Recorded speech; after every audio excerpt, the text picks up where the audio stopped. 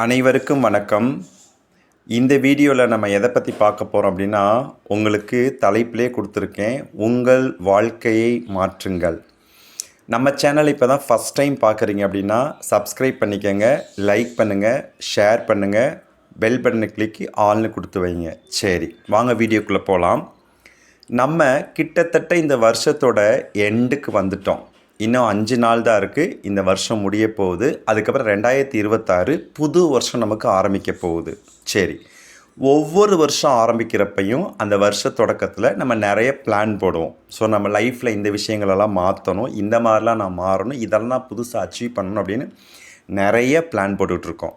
அதேமாதிரி பார்த்திங்கன்னா 2025லையும் நம்ம நிறைய திட்டங்கள் போட்டோம். அதில் சிலதை நம்ம அச்சீவ் பண்ணியிருப்போம், சிலதை நம்ம அச்சீவ் பண்ண முடியாமல் கூட போயிருக்கலாம். அச்சீவ் பண்ண முடியாமல் போகலை, அது கொஞ்சம் தள்ளி போகுது. சரி, நம்ம இது ரிலேட்டடாக பேசுகிறதுக்கு முன்னாடி முதல்ல நான் நிறையா பேருக்கு வாழ்த்துக்கள் சொல்ல கடமைப்பட்டிருக்கேன். ஏன்னா நம்ம சேனலில் நிறைய பேர் நம்மளை ஃபாலோ பண்ணுறவங்க, பர்சனலாக என்கிட்ட கைடன்ஸ் கேட்குறவங்க, கிளாஸ் அட்டன் பண்ணுறவங்க நிறைய பேர் எஸ்ஜிடி இடைநிலை ஆசிரியர் நியமன தேர்வில் வெற்றி பெற்று கடந்த ஜூலை மாதம் அப்பாயின்மெண்ட் ஆகியிருக்காங்க. நமக்கு தெரிஞ்ச நிறைய ஸ்டூடெண்ட்ஸ், அவங்க எல்லாருக்கும் என்னோடய வாழ்த்துக்கள்.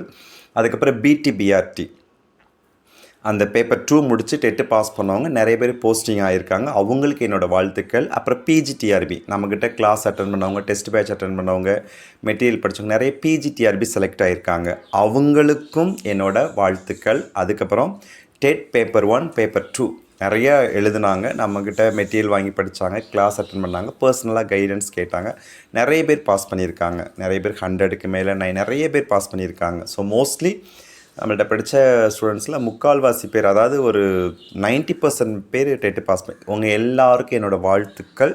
நீங்கள் எல்லாருமே வாழ்க்கையில் அடுத்த நிலைக்கு உயர்வதற்கு என்னோட மனமார்ந்த அட்வான்ஸ் வாழ்த்துக்கள். நன்றி. இந்த வீடியோ இப்போ யாருக்காக அப்படின்னு கேட்டிங்கன்னா, இப்போ இவங்கெல்லாம் சக்ஸஸ் பண்ணிட்டாங்க, வெரி குட்.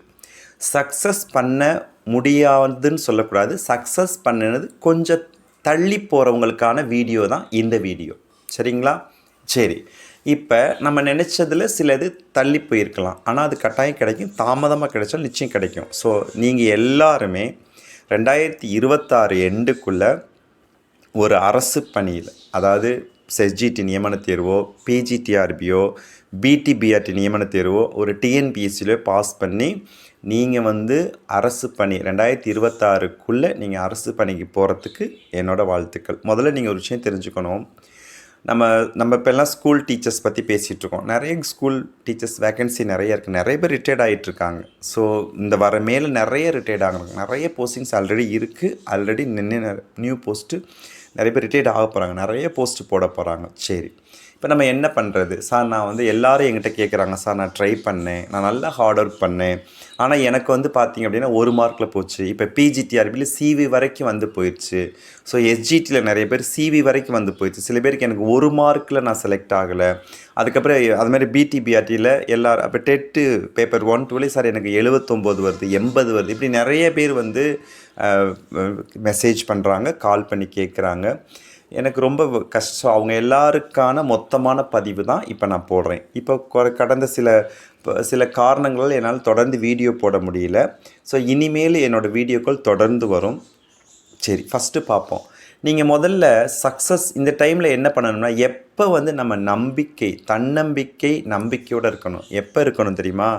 இந்த விஷயம் நடக்கும் அப்படின்னு நடக்கும்னு தெரிஞ்சு நம்புறது நம்பிக்கை கிடையாது. இது நடக்காது, இது முடியாது அப்படின்னு ஊரே கற்றுனாலும், உலகமே கற்றுனாலும், உங்களை சுற்றி இருக்கவங்க கற்றுனாலும், உங்களுக்கு நெருக்கமானவங்க கற்றுனாலும் கூட என்னால் முடியும் அப்படின்னு நீங்கள் நம்புறது. அதுக்கப்புறம் சூழ்நிலைகளும் சந்தர்ப்பங்களும் நமக்கு மோசமாக, நமக்கு எதிராக இருக்கிறப்பையும் கூட இது நடக்கும் அப்படின்னு நம்புறது தான் நம்பிக்கை. ஃபஸ்ட்டு இந்த நம்பிக்கை எல்லோரும் வளர்த்துக்கங்க. இந்த நம்பிக்கை இருக்கிறவங்க இன்னும் அதை அதிகப்படுத்துங்க, உங்கள் நம்பிக்கையை அதிகப்படுத்துங்க. அதாவது ஒரு ஞானி, மிகப்பெரிய ஞானி, அவர்கிட்ட ஒரு தன்னை கூட்டிகிட்டு வராங்க. அவன் யார் அப்படின்னா, தற்கொலை பண்ணிக்க போனால், தற்கொலை பண்ணிக்க போகிறவன தற்கொலை முயற்சியிலேருந்து அவனை காப்பாற்றி அந்த ஞானிக்கிட்ட கூட்டிகிட்டு வராங்க. ஸோ அந்த ஞானி கேட்குறாரு, என்ன உனக்கு பிரச்சனைன்னு கேட்குறாரு. ஏன் நீ தற்கொலை பண்ணிக்க போனேன்னு கேட்குறாரு. அப்போ அவன் சொல்கிறான், என்னை பெற்றவங்க கைவிட்டுட்டாங்க, சரி. வேறு என்னோடய மனைவியும் என்னை கைவிட்டுட்டா, சரி. அப்புறம் என்னோடய பிள்ளைங்களும் என்னை கைவிட்டுட்டாங்க, சரி. அதுக்கப்புறம் வேறு என்ன வேறு எதுவும் காரணம் இருக்கான்னு கேட்குறாரு. என்னோடய நண்பர்களும் என்னை கைவிட்டுட்டாங்க, சரி. அதனால அப்படின்னு கேட்குறாரு. அதனால நான் செத்து போகலான்னு முடிவு பண்ணிட்டேன். அப்போ நீ முடிவு பண்ணிட்ட அப்படி தானே? ஆமாம் அப்படின்னு. அப்போ அந்த ஞானி சொல்கிறாரு, நீ செத்து போயிரு அப்படின்னு சொல்கிறாரு. உடனே அவனுக்கு பயங்கர ஷாக்கு. என்னடா நம்ம சாக தானே போனோம், நம்மளை விட்டுருந்து அப்படியே செத்து போயிருப்போமே, நம்மளை ஏதோ அவங்க காப்பாற்றி கூட்டிகிட்டு வந்தாங்க, சரி நமக்கு ஏதாவது அறிவுரை சொல்லி நல்லா வாழ வைப்பாங்கன்னு பார்த்தா நம்மளை செத்துப்போன்னு சொல்கிறாரே, இதுக்கு அப்படியே விட்டுருக்கலாமேன்னு இவனுக்கு ஒரே குழப்பம். அப்போ அந்த ஞானி அவனை பார்த்து சொல்கிறாரு, இவங்க எல்லாரும் உன்னை கைவிட்டது கரெக்ட். அப்பா அம்மா, மனைவி, குழந்தைங்க, நண்பர்கள் எல்லாம் கைவிட்டாங்க, சரிதான். ஆனால் உன்னையவே நீ கைவிட்டுட்டியே, அப்போ உன் உயிரை, கடவுள் கொடுத்த உயிரையும் ஆன்மாவை காப்பாற்றக்கூடிய அந்த பொறுப்பு உனக்கு உள்ளது. ஸோ உன்னையே நீ கைவிட்டா மற்ற யார் கைவிடுறதை பற்றி உனக்கு என்ன கவலை? அப்போ உன்னையே நீ கைவிட்டதுக்கப்புறம் இந்த உலகத்தை நீ வாழவே தகுதியில், நீ செத்து போயிருன்னு சொல்கிறார். இது எதுக்கு சொல்கிறேன் அப்படின்னா, எப்பயுமே அது ஒரு எக்ஸாமாக இருக்கட்டும், வாழ்க்கையாக இருக்கட்டும், எந்த ஒரு காரியமாக இருக்கட்டும், நீங்கள் தைரியத்தையும் தன்னம்பிக்கையும் கைவிட்டவங்க 90% தோற்று போனதுக்கு சமம். எல்லா சூழலும் உங்களுக்கு மோசமாக அமைஞ்சாலும், எல்லா சந்தர்ப்பம் உங்களுக்கு மோசமாக அமைஞ்சாலும், எல்லாரும் உங்களுக்கு எதிராக இருந்தாலும், என்னால் முடியும்னு உங்களை நீங்கள் நம்பணும். அப்படி நம்புகிறவங்கள வாழ்க்கையில் யாராலையும் தோற்கடிக்கவே முடியாது. நீங்கள் கட்டாயம் உங்கள் இலக்கடைஞ்சு மிகப்பெரிய இடத்துக்கு போவீங்க. இது நீங்கள் தெரிஞ்சுக்கங்க. 2வது விஷயம், எப்பயுமே பார்த்தீங்க அப்படின்னா வெற்றிக்கு பின்னாடி ஓடாதீங்க. ஸோ வெற்றிக்கு பின்னாடி ஓடுறதை விட்டுட்டு உங்களோட திறமையை வளர்த்துக்கங்க. வெற்றி தன்னால் உங்கள் பின்னாடி தேடி வரும். நீங்கள் சக்ஸஸ் பண்ணணும்னா உங்கள் திறமையை அதிகப்படுத்துங்க, உங்கள் திறமையை வளர்த்துக்கங்க. வெற்றி தன்னால் உங்களை தேடி வரும். நம்மள்ட்ட நிறைய பேர்ட்ட உள்ள கெட்ட பழக்கம் என்ன அப்படின்னா, ஒரு எக்ஸாம் கால் ஃபார் வந்தோடனே படிக்கிறது, எக்ஸாம் அறிவித்ததுக்கப்புறம் படிக்கிறது. அது வருமா வராதான், இப்போ நாளைக்கு எக்ஸாம் வச்சா நீங்கள் ரெடியா? இந்த கேள்வியை உங்களுக்குள்ளே கேளுங்க.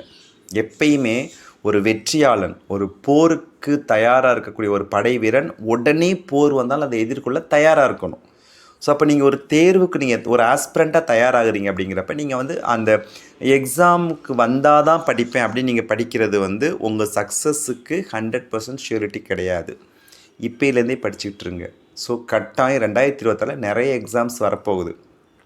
ஏற்கனவே டிஆர்பி ஆனுவல் பிளானில் கொடுத்த மாதிரி நம்ம எல்லா எக்ஸாம் கண்டக்ட் பண்ணிட்டாங்க. பிஇஓ, பிளாக் எஜுகேஷ்னல் ஆஃபீஸர், அந்த எக்ஸாம் மட்டும் நவம்பரில் வரதாக இருந்துச்சு.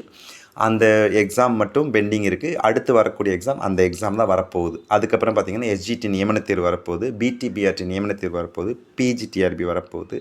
ஸோ நிறைய எக்ஸாம்ஸ் டிஎன்பிசி ஆனுவல் பிளான் விட்டுருக்காங்க. ஏதோ ஒரு அரசு பணியில் நம்ம போயிடலாம். ஸோ தொடர்ந்து நீங்கள் படிச்சுக்கிட்டே இருங்க. ஃபஸ்ட்டு தன்னம்பிக்கையோடு இருங்க. 2வது உங்கள் திறமையை வளர்த்துக்கங்க. ரெண்டு தான் சக்ஸஸ்க்குள்ள ஃபார்முலா. ஸோ நம்ம சேனலில் தொடர்ந்து இந்த வீடியோஸ்லாம் நான் போடுறேன் உங்களுக்கு. ஸோ ஒவ்வொன்றுக்கும் செப்பரேட் வீடியோஸ் நான் போடுறேன்.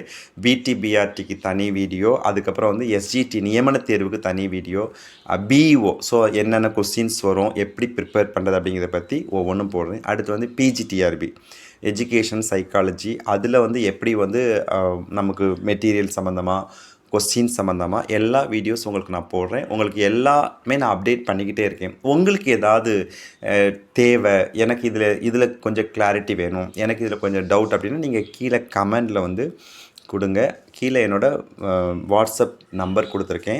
அதுக்கப்புறம் டெலகிராம் குரூப் ஒன்று ஓப்பன் பண்ணி அந்த டெலகிராம் குரூப்பில் எல்லாம் ஜாயின் பண்ணிக்கோங்க. டெலகிராம் லிங்க்கு கீழே கொடுத்துருக்கேன். ஸோ கீழே நம்பர் இருக்குது, அந்த நம்பருக்கு மெசேஜ் பண்ணுங்கள். உங்களுக்கு ஏதாவது பர்சனலாக ஏதாவது உங்களுக்கு இந்த எக்ஸாம் ரிலேட்டடாக இல்லை படிக்கிறது சம்மந்தமாக ஏதாவது உங்களுக்கு கைடன்ஸ் வேணாலும் நீங்கள் கேளுங்க. உங்களுக்கு கட்டாயம் நான் கைட் பண்ணுறேன். எல்லோரும் தைரியமாக இருங்க, தன்னம்பிக்கையோடுங்க. பிறக்க போகிற புத்தாண்டு கட்டாயம் உங்களுக்கு நல்ல அருமையான ஒளிமயமான புத்தாண்டாக அமையும் அப்படிங்கிறத நான் இந்த நேரத்தில் உங்களுக்கு அதுக்காக என்னோடய வாழ்த்துக்களை தெரிவிச்சுக்கிறேன். எல்லோரும் நம்பிக்கையோடு இருங்க. கண்டிப்பாக இந்த பிறக்கக்கூடிய அந்த புத்தாண்டு எல்லாருக்கும் ஒரு அருமையான வருஷமாக, நல்ல வருஷமாக, நமக்கு மகிழ்ச்சியும் சந்தோஷத்தையும் நிறைவாக கொடுக்கக்கூடிய வருஷமாக அமையும். எல்லாருக்கும் என்னோடய வாழ்த்துக்கள். நன்றி.